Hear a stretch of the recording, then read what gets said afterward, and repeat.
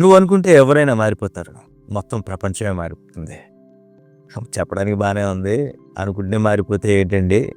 ఈ పాటికి ఎంతో మందిని మార్చేవాడిని అని అనుకుంటున్నారా? అసలైన టెక్నిక్ తెలియకపోతే అలాగే అనిపిస్తుంది. నాకు కూడా కొన్నాళ్ళ క్రితం ఇలా తెలీదు. తర్వాత తెలుసుకున్నా.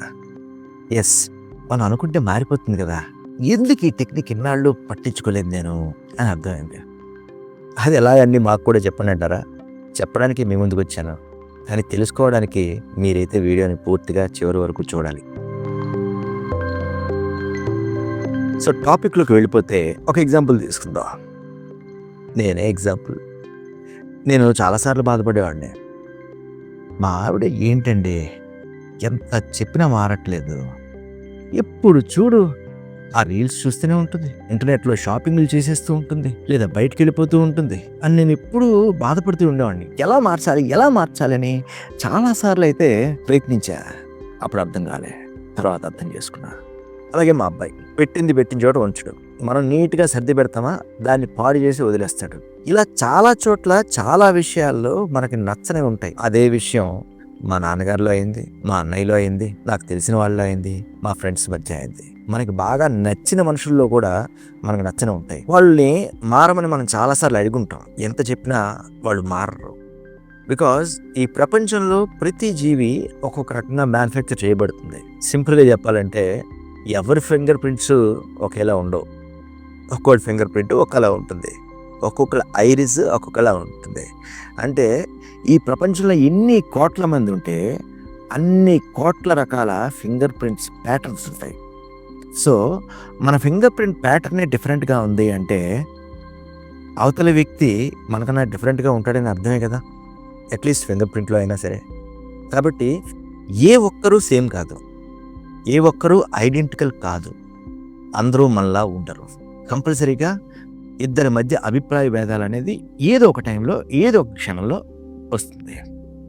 సో ఆ అభిప్రాయ భేదాల్లో అవతలవాడు అనుకుంటాడు వీడు మారడు, మనం అనుకుంటాం అవతలవాడు మారడు అని. కానీ మనం మార్చాలని చాలా ప్రయత్నిస్తాం. నువ్వు ఇలా ఉండు, అలా చేయకు, ఇది చెయ్యి, ఇలా ఉంటే బాగుపడతావు, ఇలా ఉంటే నాశనం అయిపోతావు, అక్కడికి వెళ్తే మంచిది, ఇక్కడికి వెళ్తే చెడ్డది, ఏదేదో చెప్తూ ఉంటాం. యాక్చువల్గా అవన్నీ మనకు తెలిసిన విషయాలు, కానీ వాళ్ళకి తెలిసిన వేరే ఉండొచ్చు, వాళ్ళ పాయింట్ ఆఫ్ వ్యూ వేరే ఉండొచ్చు. ఈ సోదంతా కాదండి, ముందు నాకు మార్చేయని చెప్పండి, నేను మా ఆవిడని మార్చేయాలి, నేను మా అబ్బాయిని మార్చేయాలి అంటారా? సో మా ఆవిడని మారచ్చు కదా, ఇంటి పట్టున ఉండొచ్చు కదా. మానే అనే కొద్దీ మా మధ్య గొడవలు పెరిగాయి, విభేదాలు పెరిగాయి. తను మారలేదు సరికదా, ఇంట్లో ప్రశాంతత పోయింది. ఆ తర్వాత నాకు అర్థమైంది ఏంటంటే, ఒకసారి రోల్ రివర్స్ చేసుకుందాం. నేను మా ఆవిడలాగా ఉంటే ఎలా ఉంటుంది, తన పాయింట్ ఆఫ్ వ్యూ ఏంటి అనేది ఒకసారి ఆలోచించడానికి ట్రై చేశాను. ఇంట్లోనే ఉందాం, ఒక 10 రోజులు ఉందాం, ఏం బోర్ కొడుతుందో చూద్దాం అనుకున్నా. మొదటి రోజు చక్కగా టీవీ పెట్టుకున్నా, కనిపించిన సినిమాలన్నీ చూసా. రకరకాల ఓటీటీలో రకరకాల సినిమాలు సిరీస్లు చూడడం అలవాటు చేసుకున్నా. ఎందుకంటే నేను మా ఆవిడ అదే చెప్పేవాడిని, ఎందుకు బయటకు వెళ్తావు, ఇంట్లో ఉండొచ్చు కదా, చక్కగా అన్ని యాప్స్లోనూ నీకు బాగా సబ్స్క్రిప్షన్ అని తీసి పెట్టాను కదా, హ్యాపీగా చూసుకో అన్నాను. తనకి చెప్పాను కదా, నేను ఒకసారి పాటిస్తే అప్పుడు నేను ఎంత ఎంజాయ్ చేస్తున్నానో తనకి నిరూపించినట్టు అవుతుంది కదా అని నేను అది ప్లాన్ చేశాను. ప్లాన్ చేసిన తర్వాత ఒకరోజు బాగుంది, చాలా ఎంజాయ్ చేశా, బయటికి వెళ్ళలే, హ్యాపీగా ఉంది. 2వ రోజు ఓకే, 3వ రోజు ఓకే, 4వ రోజు మెల్లగా బోర్ కొట్టడం స్టార్ట్ అయింది. 5వ రోజు ఫీలింగ్ మారింది. 6వ రోజు అరే ఇంట్లో ఎవరైనా నాతో మాట్లాడితే బాగుండే అని అనిపించింది. 7వ రోజు నాకు తెలిసిన వాళ్ళకి ఫోన్ చేయడం మొదలుపెట్టా. 8వ రోజు కారు తీసుకెళ్ళటైనా బయటకు వెళ్దామా అని అనిపించింది. సో 10 రోజులు చూద్దాం అనుకున్న నేను 8వ రోజుకే కొంత చేంజ్ అయిపోయాను.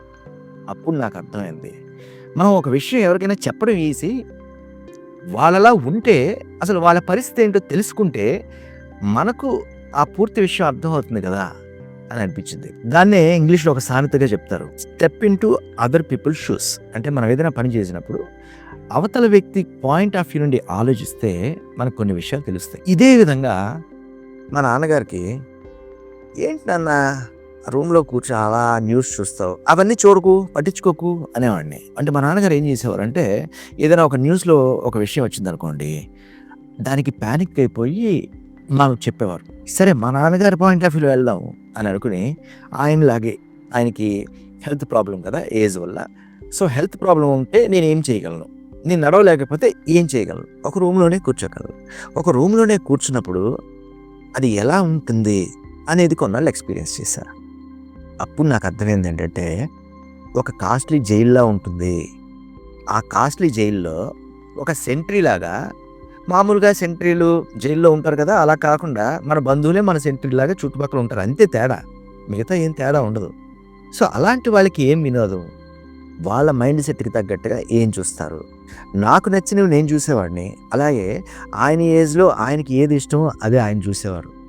నేనెవరిని మారమనడానికి. అప్పుడు అర్థమైంది, ఓకే ఆయనలా ఉంటే నేను కూడా ఆయనలాగే తయారవుతాను అని.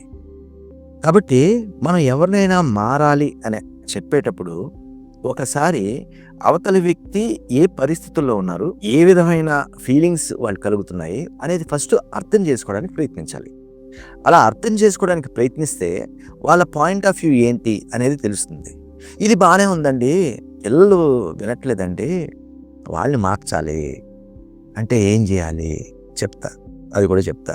ఇప్పుడు మా అబ్బాయి పెట్టిన చోట ఉంటేవాడు కాదు. నేను ఏం చేసామంటే వాడి వస్తువుల్ని పెట్టిన చోట కాకుండా ఇంకో దగ్గర పెట్టేవాడిని. తర్వాత వాడికి ఆ విషయంలో కోపం వచ్చి నన్ను అడిగితే, నువ్వు ఇలా చేస్తే నాకు ఇలాగే ఉంటుంది అని చెప్పి వాడికి చెప్పాను. వాడికి కొద్దో గొప్ప అర్థమైంది. నెక్స్ట్ డే బాగానే ఉన్నాడు. తర్వాత మళ్ళీ వాడిపోయాడు. తర్వాత మళ్ళీ సేమ్ యాజ్ ఇట్ ఈస్ గా ఉన్నాడు. అప్పుడు అనుకున్నాను, వాడుకున్న నాలెడ్జ్ ఎంత, వాడి వయసుకున్న ఎక్స్పీరియన్స్ ఎంత, ఆ ఏజ్లో నేను ఎలా ఉండేవాడిని అనేది ఆలోచించాను. ఎందుకంటే ఇప్పుడు మా నాన్నగారు ఫీలింగ్ని అర్థం చేసుకోగలను, మా ఆవిడ ఫీలింగ్ కోసం ట్రై చేయగలను, మా అబ్బాయి ఫీలింగ్ని ఎలా తెలుసుకోగలను, ఒకసారి గతాన్ని గుర్తు చేసుకుంటే తెలుసుకోగలను. సో అప్పుడు నేను ఒకసారి వాడి ఏజ్ని బట్టి ఆ టైంలో నేను ఎలా ఉండేవాడిని అని ఒకసారి ఆలోచించాను. నాకున్న గుర్తు ప్రకారం నేను కూడా చాలా తప్పులు చేశాను. తర్వాత తెలుసుకున్నాను, ఓకే టైం అనేది మనకి ఎక్స్పీరియన్స్ని ఇస్తుంది, టైం అనేది మనకి మెచ్యూరిటీని ఇస్తుంది, ఆ మెచ్యూరిటీతో మనం మారుతాం. అలాగే చైల్డ్హుడ్ని ఎంజాయ్ చేయనివ్వాలి కానీ రిస్ట్రిక్షన్స్తో ఉంచకూడదు. కాకపోతే మరీ తప్పులు జరగకుండా అక్కడక్కడ కాపాడుతూ ఉండాలి. ఒక తండ్రిగా మనం బాధ్యత తీసుకోవాలి, కాపాడుతూ ఉండాలి అనేది తెలుసుకున్నా. ఇంట్లో విషయాలు అందరూ చెప్తారండి, నేను ఆఫీస్లో వాళ్ళని చూస్తాను, వాళ్ళు రకరకాల రాజకీయాలు నా మీద చేస్తుంటారు, వాళ్ళు మార్చాలని నా ప్రయత్నం అండి, నేనేం చేయాలండి అంటారా? అందరూ మారిపోవడానికి సింపుల్గా ఒక విషయం చెప్పిన, మన పర్స్పెక్టివ్ని మార్చుకోవడం. ఎస్, నేను ఈ వీడియోలో చెప్పాలనుకునే విషయం ఏంటంటే, ప్రతి ఒక్కళ్ళు మారాలి అని అనుకునే పర్స్పెక్టివ్ ఉంది చూడండి, ఆ పర్స్పెక్టివ్ని మనం మార్చుకుంటే, దాని తెలుగులో దృక్కోణం అంటారు, మనం చూసే దృష్టి అంటారు, మన విజన్. వీళ్ళు ఇలాగే ఉండాలి, అలాగే ఉండాలి అని అనుకుంటే ఇప్పుడు ఎవరు ఒకలా ఉండరు. ఇందాక నేను చెప్పాను, ఫింగర్ ప్రింట్స్ విషయం చెప్పాను, ఐరిస్ విషయం చెప్పాను. సో ఎవరు ఒకేలా ఉండరు అనే విషయాన్ని మనం తెలుసుకుని అందరూ ఒకేలా ఉండాలి అని అనుకోకుండా ఉండి మన విషయాన్ని, అంటే మన పర్స్పెక్టివ్ని మనం మార్చుకుంటే ప్రపంచం అంతా మనకి కొత్తగా కనిపిస్తుంది. అందరూ మారిన మనుషులా కనిపిస్తారు. ఎందుకంటే అవతలివాడు మారాలంటే ముందుగా మారాల్సింది నువ్వు మారితే మార్పు మొదలైనట్టే. సో మార్పు అనేది బయట ఎక్కడి నుంచో ఎక్స్పెక్ట్ చేయడం అనేది ఎప్పుడూ కరెక్ట్ కాదు.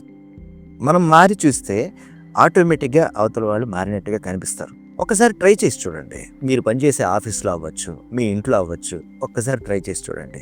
ఎప్పుడు మీకు కొందరంటే ఇష్టం ఉండదు, వాళ్ళు మనల్ని దూరం పెడతారేమో అని అనిపిస్తుంది. వాళ్ళు మారితే బాగుండు, వాళ్ళ దగ్గరికి వచ్చి మాట్లాడితే బాగుండు అని అనిపిస్తుంది. అలా అనిపించే కన్నా ఒకసారి రేపే మీరు ఆఫీస్కి వెళ్ళినప్పుడు, మీ పనిలోకి వెళ్ళినప్పుడు, లేదా మీ ఇంట్లో అయినా సరే, ఎవరైతే మీతో మాట్లాడాలని మీరు ఎక్స్పెక్ట్ చేస్తున్నారో మీరు మారి మీరు వెళ్ళి వాళ్ళతో మాట్లాడండి. ఏమవుతుందో చూడండి. ఇసుక్కోవచ్చు, దూరం పెట్టచ్చు, బట్ ఎన్ని రోజులు? 1 రోజు, 2 రోజు, 3 రోజు, ఇది కంటిన్యూస్గా ప్రాక్టీస్ చేయండి. 5వ రోజు అతనే మీ దగ్గరికి వచ్చి మాట్లాడతాడు. ఎందుకంటే మీరు మాట్లాడకపోతే ఆయనకి వెలితిగా ఉంటుంది కాబట్టి. సో 5వ రోజు తర్వాత ఖచ్చితంగా మారుతాడు. సో మనం మారితే ప్రపంచం మారుతుంది. కాబట్టి మారడం మొదలు పెట్టండి. నేను చెప్పిన ఈ విషయంలో ఏదైనా మీకు అర్థం కాకపోతే మళ్ళీ వీడియోని మొదటి నుండి చూడండి. ఎందుకంటే అందరికీ వెంటనే అర్థం అవ్వాలని రూల్ లేదు. నేను ఇప్పుడే చెప్పాను కదా, అందరూ ఒకేలా ఉండరు. నాకు తెలిసింది మీకు తెలియాలంటే వెంటనే తెలియచ్చు. అసలు నేను మొదట లైన్ చెప్పిన వెంటనే కొందరికి తెలిసి ఉండొచ్చు, టైటిల్ చూడగానే తెలిసి ఉండొచ్చు, ఈ వీడియోని 10 సార్లు చూస్తే కానీ అర్థం కాకపోయి ఉండొచ్చు. బట్ అర్థమయ్యేంత వరకు ప్రయత్నించండి. మొత్తానికైతే మారండి. ప్రపంచం మారినట్టుగా కనిపిస్తుంది, అందంగా ఉంటుంది, మీకు కూడా ఆనందంగా ఉంటుంది, అన్నిటికన్నా ముఖ్యంగా మనశ్శాంతిగా ఉంటుంది. ఆ తర్వాత ఎవరిని మారమని మనం అడగక్కర్లేదు, ఎందుకంటే వాళ్ళు మారాల్సిన అవసరమే ఉండదు కాబట్టి. సో నేను చెప్పింది మీకు నచ్చితే ఒక చిన్న లైక్తో నన్ను ఎంకరేజ్ చేయండి. ఎవరికైనా ఉపయోగపడుతుంది అనుకుంటే 10 మందికి షేర్ చేయండి. మరో వీడియోలో మరో కొత్త పాయింట్ని కొత్తగా ఆలోచించి అవుట్ ఆఫ్ ది బాక్స్ థింకింగ్తో మాట్లాడుకుందాం. అంతవరకు సెలవు. మీ రవికిరణ్.